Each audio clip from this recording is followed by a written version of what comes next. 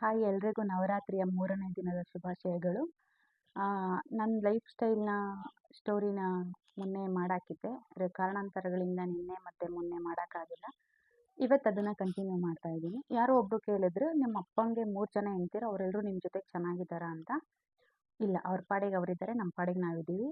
2ನೇ ಹೆಂಡ್ತಿ ಮಗ ನಮ್ಮ ಜೊತೆಗಿದ್ದರು. ನಾವು ತುಂಬ ಚಿಕ್ಕವರಿದ್ದಾಗ ಅವ್ರಿಗೆ ಮದುವೆ ಆದಮೇಲೆ ಅವ್ರು ಬೇರೆ ಮನೆ ಮಾಡ್ಕೊಂಡು ಹೋದರು. ನಾವು ಒಂದೇ ಮನೇಲಿದ್ವಿ.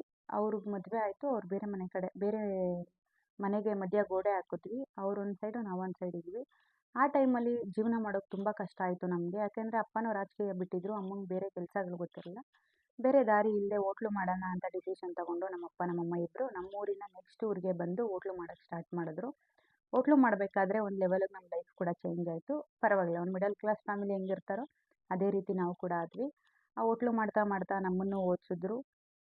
ಅಕ್ಕಂಗೆ ಮದುವೆ ಕೂಡ ಮಾಡಿದ್ರು. ಅಕ್ಕಂಗೆ ಮದುವೆ ಮಾಡಿದಾಗ 13 ಇಯರ್ಸ್ ಅಷ್ಟೇ. ನಮ್ಮ ಸೋದರದತ್ತೆ ಮೊಮ್ಮಗಂಗೆ ಕೊಟ್ಟು ಮದುವೆ ಮಾಡಿದ್ವಿ. ಒಂದು ಹೆಣ್ಪಾಪು ಕೂಡ ಆಯಿತು ಅವಳಿಗೆ. ಅದಾದಮೇಲೆ ಅಷ್ಟೆಲ್ಲ ಮುಗಿಯೋ ಅಷ್ಟರಲ್ಲಿ ನಾವು ಲೀಸ್ಗೆ ಹಾಕ್ಕೊಂಡಿರೋ ಜಾಗ ಟೈಮ್ ಮುಗೀತು. ಓನರ್ ಬಂದು, ಇಲ್ಲ ಖಾಲಿ ಮಾಡಲೇಬೇಕು, ನಾವು ಹೋಟ್ಲು ಮಾಡಬೇಕು, ಇವಾಗ ನೀವೇ ನೋಡ್ತಿದ್ದೀರಾ, ಯಾರಾದರೂ ಒಬ್ಬರು ಬದುಕ್ತಿದ್ದಾರೆ ಅಂದರೆ ಅವ್ರು ಕಣ್ಣಿಡಿಯಲ್ಲ. ಹಾಗೆ ಅದೇ ರೀತಿ ಅವರು ನಾವು ಚೆನ್ನಾಗಾಗ್ಬಿಡ್ತೀವಿ ಅನ್ನೋ ಹೊಟ್ಟೆ ಕಿಚ್ಚು ಇನ್ನೊಂದು ನನಗೆ ಗೊತ್ತಿಲ್ಲ. ಇಲ್ಲ, ನಾವು ಜಾಗ ಕೊಡಲ್ಲ, ಖಾಲಿ ಮಾಡಿ ಅಂತಲೇ ಹೇಳಿದ್ರು. ಸರಿ ಆಯಿತು ಅಂದ್ಬಿಟ್ಟು ಬೇರೆ ಕಡೆ ಎಲ್ಲೂ ಹೋಗೋದು ಬೇಡ, ಸಾಕು ಇಷ್ಟು ದಿನ ಹೋಟ್ಲು ಮಾಡಿದ್ದು ಅಂತ ಹೇಳಿ ಅಬ್ಬರ ದೊಡ್ಡಿಗೆ ಶಿಫ್ಟ್ ಆದ್ವಿ. ಅಷ್ಟರಲ್ಲಿ ನಾನು 8th ಸ್ಟ್ಯಾಂಡರ್ಡ್ ಓದೋ ಅಷ್ಟು ದೊಡ್ಡವಳಾಗಿದ್ದೆ. ಅದಾದಮೇಲೆ ಅಕ್ಕಂಗೆ 2ನೇ ಪಾಪುಗೆ ಪ್ರೆಗ್ನೆಂಟ್ ಆಗಿದ್ಲು. ಅವಳನ್ನ ಕರ್ಕೊಂಡು ಬಂದ್ವಿ ಮನೆಗೆ. ಒಂದು 9 ತಿಂಗಳು ಪ್ರೆಗ್ನೆಂಟ್ನ ನಮ್ಮ ಮನೆಗೆ ಕರ್ಕೊಂಡು ಬಂದ್ವಿ. ಅಮ್ಮ ಸೊಪ್ಪು ಕೀಳಕ್ಕೆ ಹೋಗ್ತಿದ್ರು. ಅಪ್ಪಂಗೆ ಬೇರೆ ಕೆಲಸ ಗೊತ್ತಿಲ್ಲದೆ ಇರೋ ಕಾರಣ ಅಮ್ಮನೇ ಸೊಪ್ಪು ಕೀಳಕ್ಕೆ ಮಾಮೂಲಿ ಹಳ್ಳಿಗಳ ಕಡೆ ಕೆಲಸಗಳಿರುತ್ತಲ್ಲ, ಆ ಕೆಲಸಗಳನ್ನ ಮಾಡ್ಕೊಂಡಿದ್ರು.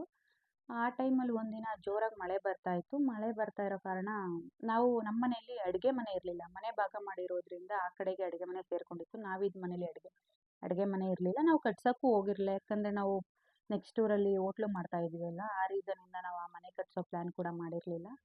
ಸರಿ, ಇವಾಗ ಕಟ್ಟೋವರೆಗೂ ಸದ್ಯಕ್ಕೆ ಏನು ಮಾಡೋದು ಅಂದ್ಬಿಟ್ಟು ಅವ್ರ ಪಕ್ಕದ ಮನೆ ಅಣ್ಣ ಬಂದು ನಮ್ಮ ಗೋಡೆಗೆ ಸೀಟನ್ನ ನಿಲ್ಲಿಸಿದ್ರು. ಆ ಸೀಟನ್ನ ಮರೇಲಿ 2 ಕಲ್ಲು ಇಟ್ಕೊಂಡು ಅಡುಗೆ ಮಾಡ್ಕೋತಿದ್ವಿ ನಾವು. ಅವಾಗೆಲ್ಲ ಗ್ಯಾಸ್ ಎಲ್ಲ ಇನ್ನೂ ಇರಲೇ ಇಲ್ಲ.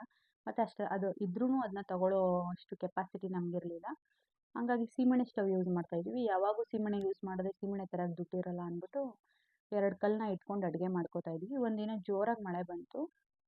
ಜೋರಾಗಿ ಮಳೆ ಬರೋ ಟೈಮಲ್ಲಿ ನಾವೆಲ್ಲಿ ಅಲ್ಲಿ ಅಡುಗೆ ಮಾಡ್ಕೋತಿದ್ವಲ್ಲ, ಅಡುಗೆ ಮಾಡ್ಕೊಂಡು ತಿನ್ನಬಾರ್ದು ಅನ್ನೋ ರೀಸನ್ಗೆ ಅಣ್ಣ ಬಂದು ಸೀಟ್ ಇಟ್ಟಿದ್ವಲ್ಲ, ಆ ಸೀಟನ್ನ ಎತ್ಕೊಬಿಟ್ಟ. ಅವಾಗಂತೂ ನಮಗೆ ತುಂಬ ಮನ್ಸಿಗೆ ಬೇಜಾರಾಯಿತು. ಮುಳ್ಳಕ್ಕಿ ಎತ್ಕೊಂಡು ತಿಂದಿದ್ದೀವಿ, ಪರವಾಗಿಲ್ಲ, ಆಯಿತು, ನಾವು ಪಟ್ಟಿರೋ ಕಷ್ಟ ನಮಗೆ ಇರಲಿ. ಅವ್ರು ನಮ್ಮನ್ನು ಹಾಳು ಮಾಡಬೇಕು ಅಂದ್ಕೊಂಡವರು ಚೆನ್ನಾಗಿರಲಿ ಅಂತ ಅಷ್ಟೇ ಹೇಳ್ತೀನಿ ನಾನು. ಅದಾದಮೇಲೆ ಅಕ್ಕಂಗೆ ಡೆಲಿವರಿ ಆಯಿತು. ಪಾಪು ಒಂದು ವರ್ಷದ ಪಾಪು ಕೂಡ ಆಯಿತು. ಆ ಟೈಮಲ್ಲಿ ನಮ್ಮ ಅಪ್ಪಂಗೆ ಸ್ಟ್ರೋಕ್ ಆಯಿತು.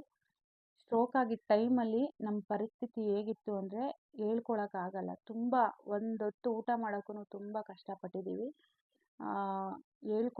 ಹೇಳ್ಕೊಳಕ್ಕೆ ಅಸಾಧ್ಯ. ಆ ಟೈಮಲ್ಲಿ ನಮ್ಮ ಕೈ ಹಿಡ್ದಿದ್ದು ನಮ್ಮ ಮಮ್ಮಿ ಅಣ್ಣನ ಮಗ ಬಂದು ನಮ್ಗೆ ಏನೇ ಬೇಕು ಅಂದರೂ ತಂದು ಎಲ್ಲ ಕೊಡಿಸಿ ಹೋಗ್ತಾಯಿದ್ರು.